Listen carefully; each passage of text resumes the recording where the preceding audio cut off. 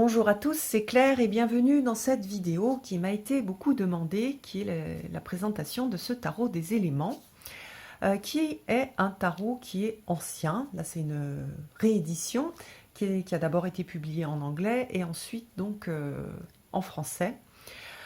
Il est très particulier, c'est un tarot qui est assez intellectuel, donc il apporte des choses, des informations, des connaissances.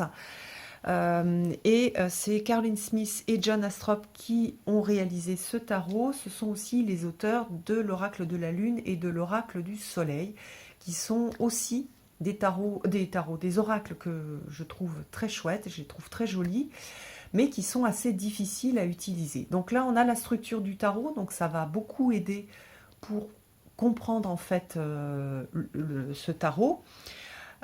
Et puis, pour les gens qui ont déjà pas mal de tarots, c'est un tarot qui apporte quelque chose de différent, une vision un peu différente, puisque les deux auteurs sont un peu des spécialistes de l'astrologie, donc ils ont aussi mis leur connaissance et leur vision du tarot dans ce tarot. Donc c'est ça qui est intéressant. Alors, donc c'est un jeu des éditions Dervy qui arrive dans une pochette comme ça. Je trouve que c'est assez original, finalement c'est sympa parce que ça change. Donc on a, voilà, il fait 26 €.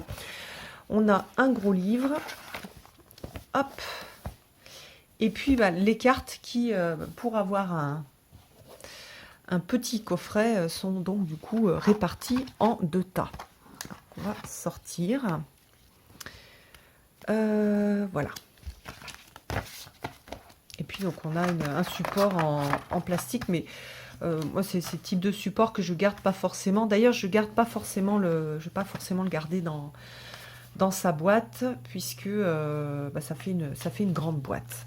Alors, on va regarder d'abord le livre du tarot. Alors les cartes glissent énormément. Voilà. Alors, utilisez la symbolique des éléments pour mieux comprendre votre vie. Donc c'est un jeu, est-ce qu'on a la date? Voilà, c'est un jeu qui est sorti au Royaume-Uni en 1988. Donc on a la vision des cartes aussi de 1988. Mais je trouve que pour être sorti pendant cette période-là, il n'y a pas trop de bêtises qui sont écrites sur l'histoire du tarot. Donc voilà. On a la présentation donc des éléments, des différents éléments, avec les petits signes qu'ils ont associés aux éléments. Donc, ils ne sont pas les signes alchimiques, ils sont des signes qui leur sont propres, mais qu'on retrouve aussi ailleurs. Donc, par exemple, bon, le feu, si, là, on retrouve l'alchimie. En alchimie, c'est le même, comment dire, le même symbole. La terre en carré, l'esprit en œuf, l'air, c'est un cercle, et puis l'eau en lune. Alors, ensuite, nous avons les arcanes majeures, avec une présentation des arcanes majeures. Et puis, là, l'explication, en fait, vous allez voir, il y a des petits textes en bas des cartes des majeurs. Et ce sont des petits morceaux d'un texte qui a été retrouvé en Égypte. Donc c'est un texte, un texte gnostique écrit et recueilli par les premiers chrétiens et qui s'appelle Le tonnerre, intellect parfait. Pardon. Le tonnerre, intellect parfait. C'est un texte que j'aime beaucoup, que je trouve très sympa et qui vous retourne le cerveau. Et moi, j'aime bien quand on me retourne un petit peu le cerveau parce que ça permet de remélanger un peu les choses et de sortir de sa zone de confort. Et c'est toujours très riche. Alors, pour chaque carte, on va avoir donc la carte en noir et blanc. D'ailleurs, vous pouvez faire du coloriage dessus. Si ça vous intéresse, si vous aimez bien, ça permet aussi de se reconnecter un peu mieux à la carte. Le titre de la carte, le nom, enfin le mot-clé que l'on va retrouver sur la carte. Vous voyez ici, potentiel. Les influences. Donc l'association au niveau des planètes, et et des signes, enfin il y a, on va dire, l'association astrologique qui leur est propre en fait. Donc c'est pareil, ça va un peu, quand on a l'habitude de certaines associations, on va pas forcément, alors il y a des choses qui correspondent, mais il y en a d'autres non. Par exemple, on va avoir l'empereur qui est associé au soleil, alors que dans le rider, on a une association au signe des béliers. Donc là, on travaille plus avec les planètes d'ailleurs, qu'avec les signes du zodiaque. On a réalisme et inspiration. On va avoir, donc ça c'est le, comment dire, on a le potentiel, on a la qualité avec les deux planètes, et puis on a le texte qui est là, qui vous retourne un petit peu le cerveau. Donc là, je suis sans instruction, et c'est de moi que l'on reçoit l'instruction.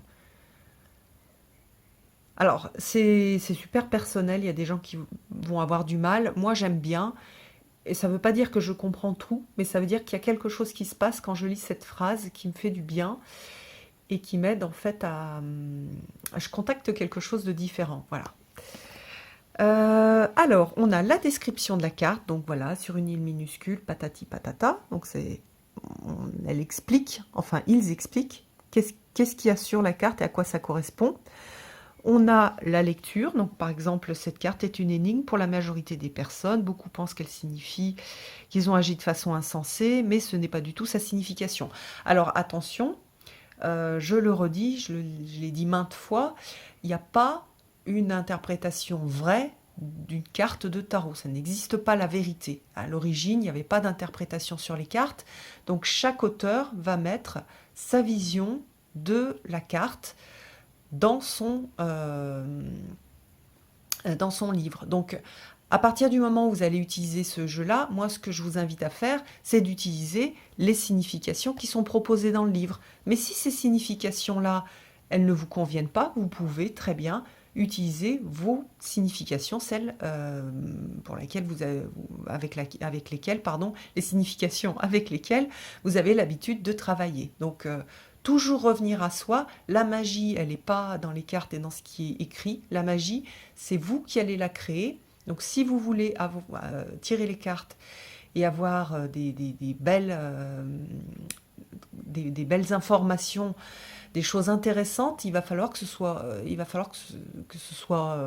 que vous fassiez un travail d'intégration des significations.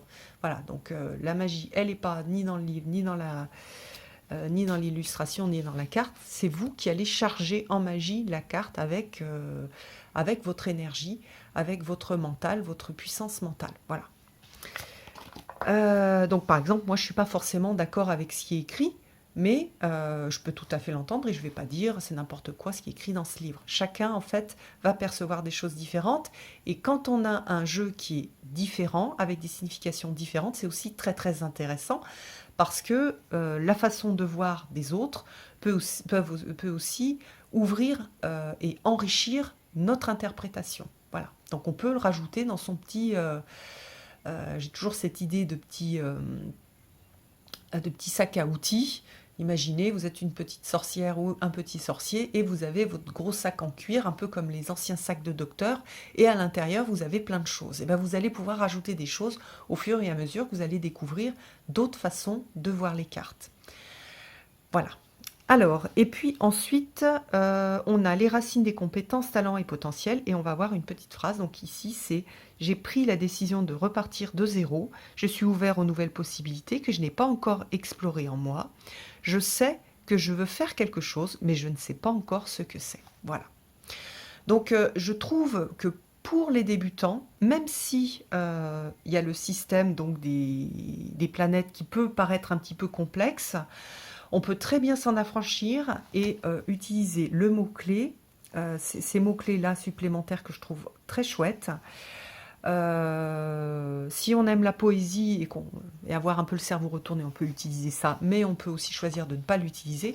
Et ensuite, il y a des choses qui sont très intéressantes dans le livre. Donc voilà pour les cartes de l'arcane majeur. Donc après les mineurs, on a une petite introduction.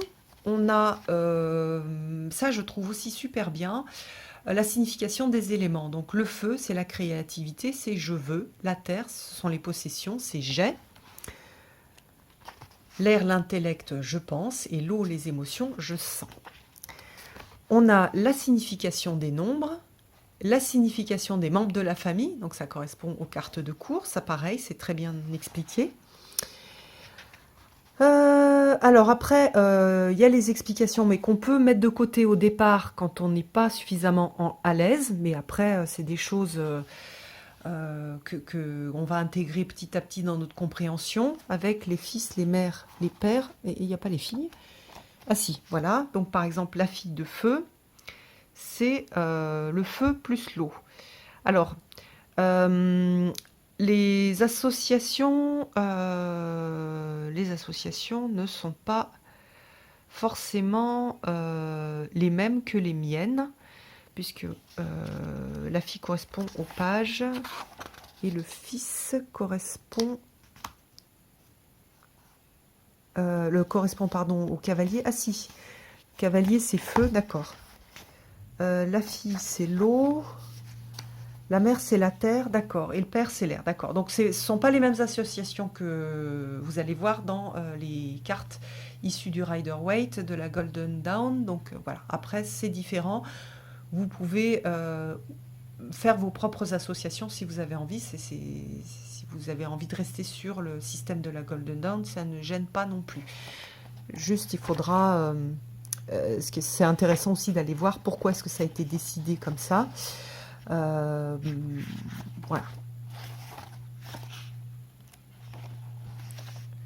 C'est une autre façon de faire et à nouveau là-dessus on n'a pas de, il n'y a rien de, la vérité avec un grand V n'existe pas. Voilà, elle existe pour ces auteurs, c'est leur vérité, leur façon d'interpréter les cartes et je trouve à nouveau que pour des gens qui ont beaucoup de jeux, ça peut être aussi intéressant d'aller se poser des questions et pourquoi est-ce que ce serait pas, le fils ne serait pas lié, la fille ne serait pas liée à l'eau, puisqu'on a cette idée d'émotion.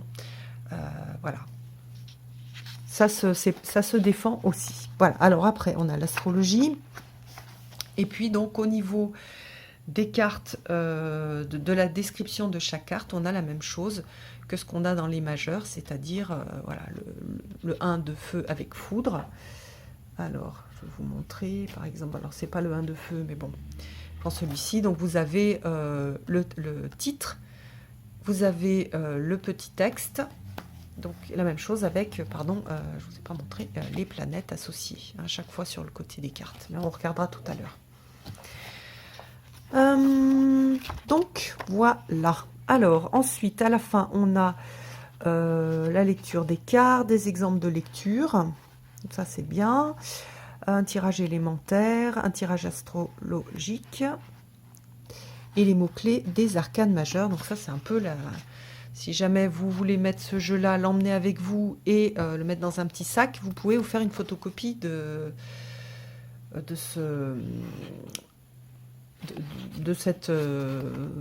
ces petits mots-clés, même si de toute façon, on a les mots-clés sur les cartes. Donc, même si le jeu est un petit peu plus complexe dans sa structure, il est intéressant parce qu'on a des mots-clés. Donc, voilà. Il va fonctionner un peu plus comme un oracle. En tout cas, on va avoir des sortes de guides. Ça va guider en fait le débutant avec ces mots-clés. Ou même la personne avancée, mais qui a envie de bien ressentir en fait l'esprit du jeu. Donc après, vous allez voir sur les cartes des mineurs. Hop, je vais en ressortir une. On a, ça c'est super, c'est sympa. On a des mots-clés avec des symboles égyptiens sur les cartes. Bon, j'aime bien. Voilà, ça permet. Il y a un petit côté, je trouve, un petit peu touchant. Vous savez que bon, moi, évidemment que ça me plaît. Et j'aime parce que voilà, on a ce petit esprit égyptien dans le jeu, même si voilà, c'est voilà, une addition. Voilà pour le livre, donc assez fourni. Et puis on va regarder les cartes. Alors, Les cartes sont assez... elles sont... Comment dire? On a des cartes de... Elles sont assez souples, donc elles sont agréables à mélanger. Elles font, par contre, elles sont extrêmement brillantes. J'aurais aimé qu'elles soient un petit peu moins brillantes, un peu plus mates. Mais bon, voilà. Parce qu'elles, en fait, dès que c'est pas plat, voilà, elles vont pas mal glisser. Voilà. Mais bon, on a un coffret du coup à 26 €, alors que les coffrets avec une meilleure qualité de cartes, ils sont plus chers. Donc il est aussi plus accessible, et beaucoup plus accessible. Alors, donc vous voyez qu'on a le symbole de l'esprit. Hein, hop. Là, on va avoir le symbole de l'eau. Hop. Donc voilà. À chaque fois, on a des petits symboles en bas qui vont représenter la suite. Au niveau des illustrations, ça fait très années 80, je trouve, et années 80 symbolique. Donc il a un petit côté vintage. Alors, on va lire 2-3 phrases quand même pour que vous voyez un petit peu. C'est moi la confiance et l'ignorance, c'est moi le mensonge et la vérité. Donc en fait, ce que j'aime dans ces textes, c'est qu'on sort de la dualité, et je trouve que c'est assez inspirant. Donc il y a des cartes que j'adore, hein, la papesse, c'est la Vierge, avec la réceptivité. C'est moi la honte et l'assurance. Je suis effrontée, je suis réservée. J'aime beaucoup, beaucoup, beaucoup cette carte. Alors moi, j'utilise pas du tout les planètes pour l'instant. Mais je trouve le jeu, enfin, je trouve qu'il a un charme particulier. Choix. Alors je vais pas le découper, hein, parce que je vais quand même laisser les symboles. C'est quand même un jeu qui est lié aux symboles. Et si un jour j'ai envie de travailler avec les planètes, ou voilà, si ça me vient, je me dis tiens, le Mars est ascendant, ça peut aussi, voilà, ça me laisse cette ouverture que si je découpe, je vais le faire disparaître. La victoire, la force, le chaman, changement, le système. Alors l'avantage du brillant comme ça, c'est que ça fait bien ressortir les couleurs. Mort, transformation, c'est joli, hein. C'est moi celle qu'on appelle la vie et vous m'avez appelée la mort. C'est magnifique. La paix.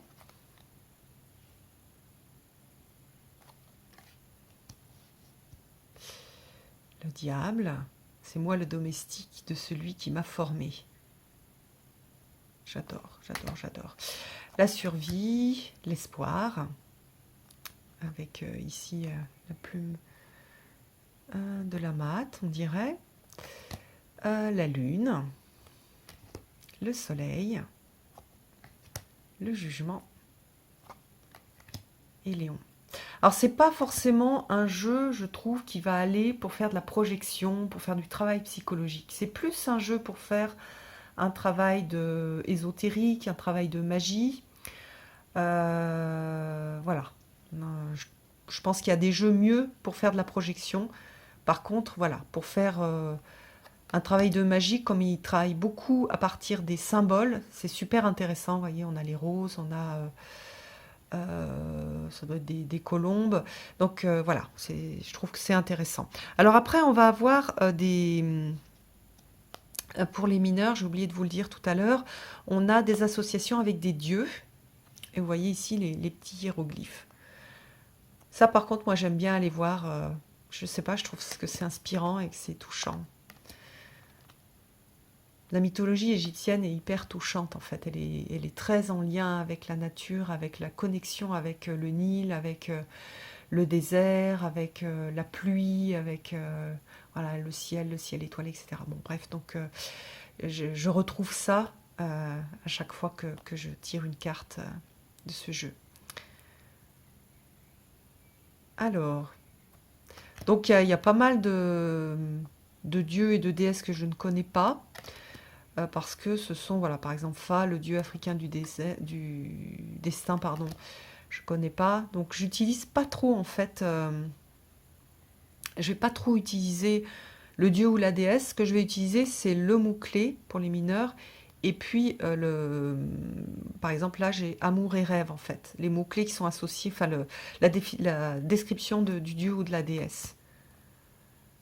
Voilà, donc là, je sais que je suis liée à la mer. Bon, d'ailleurs, ça s'appelle océan. L'esprit finlandais des eaux.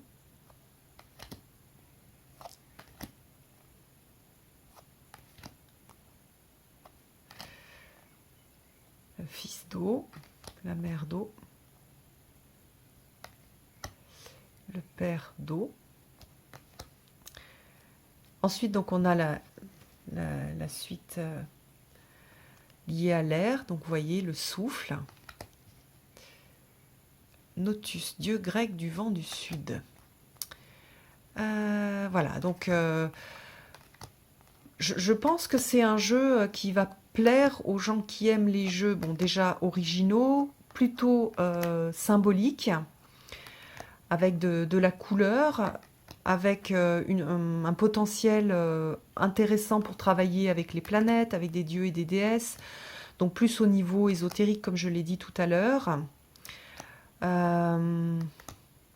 J'adore la suite de Terre. J'aime bien ces couleurs, j'aime bien ces représentations. La déesse chinoise de la bonne fortune, avec la graine, la plante, les fruits, l'argile, le séisme. C'est un jeu qui va aller aussi, bien sûr, avec leurs deux oracles, mais on n'est pas du tout obligé de les prendre. Et je pense que c'est, parmi leurs trois jeux, celui qui est le plus facile d'accès. Fils de terre. Ah, elle est belle, la mère de terre.